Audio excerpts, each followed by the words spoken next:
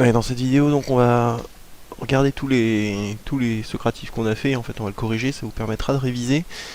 Donc on y va. La première question qu'on avait faite, c'était sur l'ancêtre du réseau internet. Donc c'est ARPANET, il n'y a pas de commentaire à faire.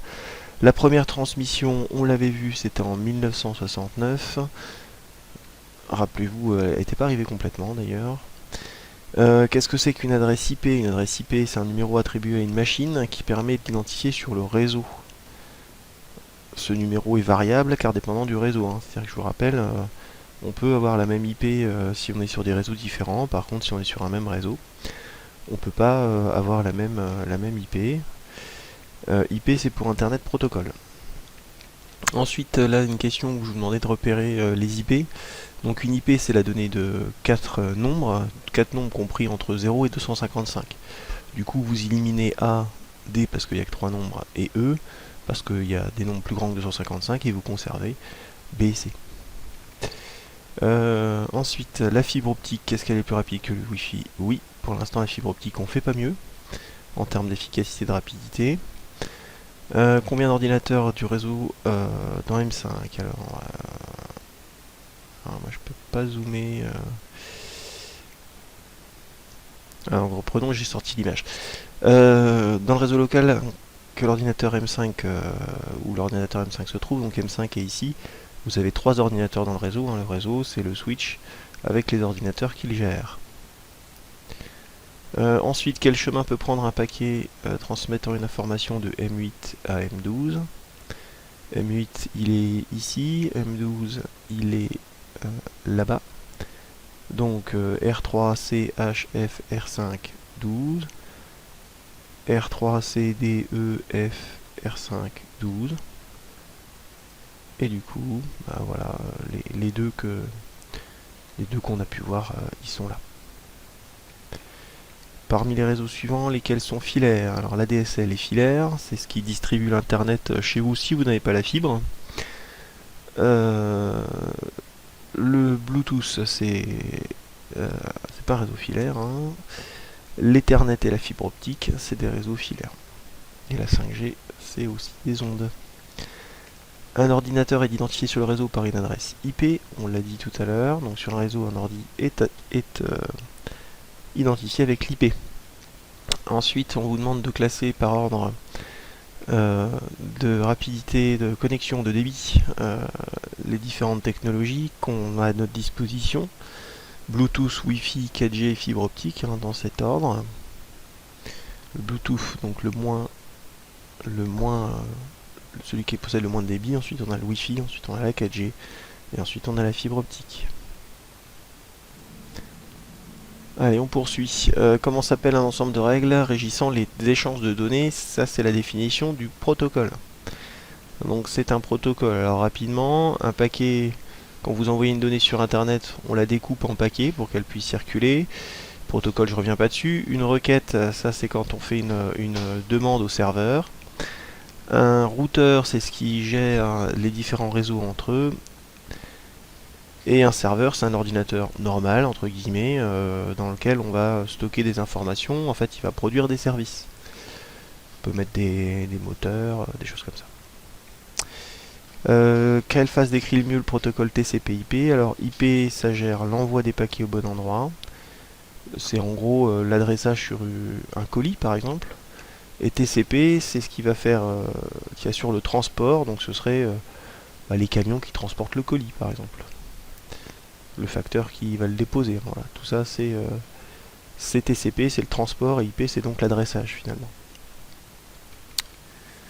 Avec le protocole TCP/IP, on peut savoir si un paquet n'est pas arrivé à destination, c'est vrai, hein, on l'avait dit.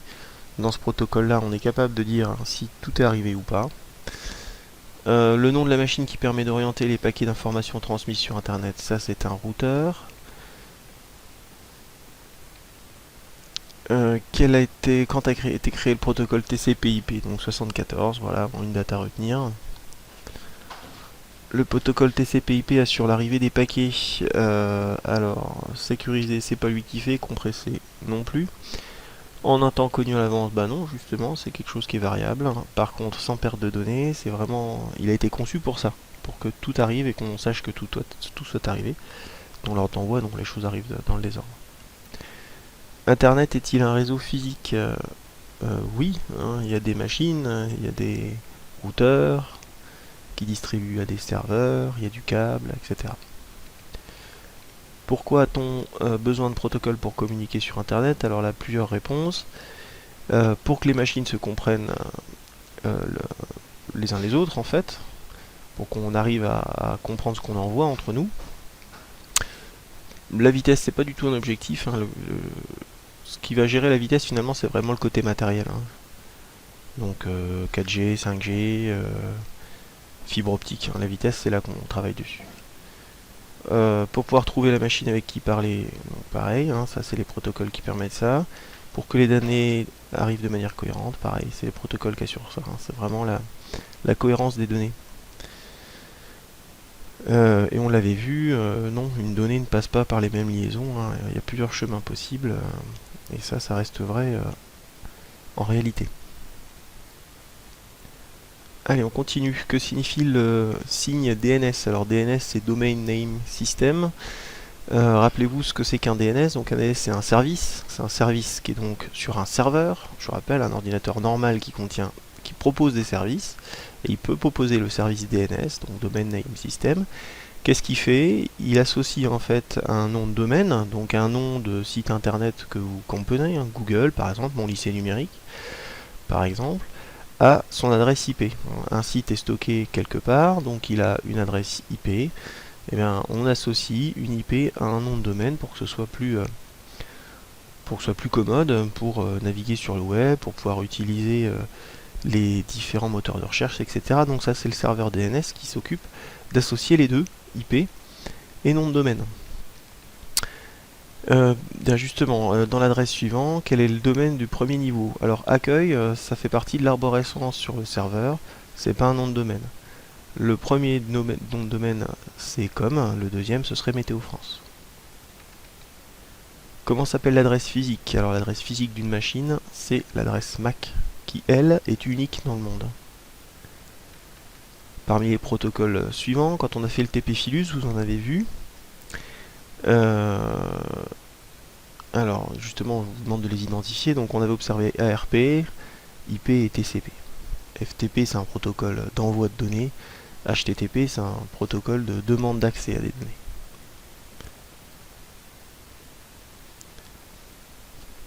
Ok, on continue. Quand on avait fait le TP, on avait fait un ping suivi de l'adresse IP de l'ordinateur qu'on veut contacter, dont on veut vérifier la connexion. Donc ça sert justement, ce ping, à vérifier la liaison entre un PC et un autre PC d'un même réseau, mais aussi d'un réseau différent.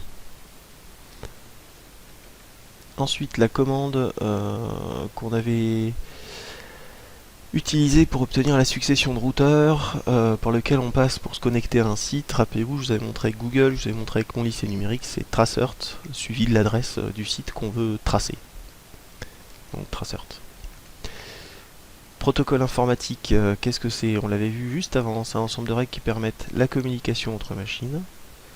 Le reste, c'est un peu du grand n'importe quoi.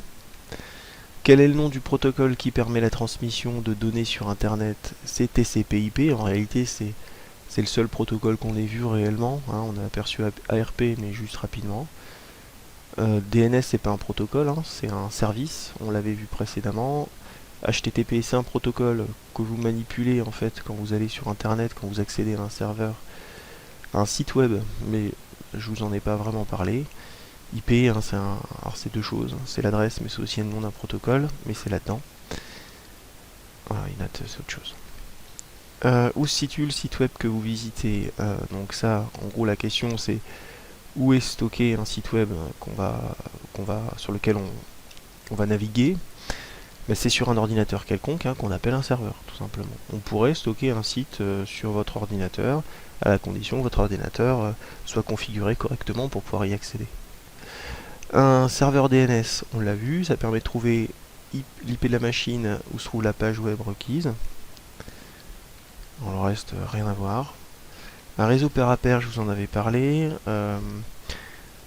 Ça permet d'échanger plus rapidement des données et c'est formé d'ordinateurs qui sont à la fois clients et serveurs. C'est-à-dire que l'idée, c'est que dès que vous téléchargez une partie de la donnée que vous voulez, par exemple vous voulez partager une vidéo que vous avez fait en vacances en famille, vous pouvez monter un réseau pair à pair, vous envoyez une partie de la vidéo à plusieurs membres de la famille, tous les membres de la famille deviennent des serveurs, c'est-à-dire qu'ils distribuent du coup de leur côté les parties de la vidéo qu'ils ont reçues, et voilà, ça crée un maillage, ça crée un réseau pair à pair, chacun devient client et serveur, et ça permet du coup d'échanger des données plus rapidement. Et dernière question, dans quel pays se trouve la machine ayant une adresse IP? Donc là, pour savoir ça, il faut se rendre sur un site web, je vous montre ça. Je vais déjà copier-coller l'adresse.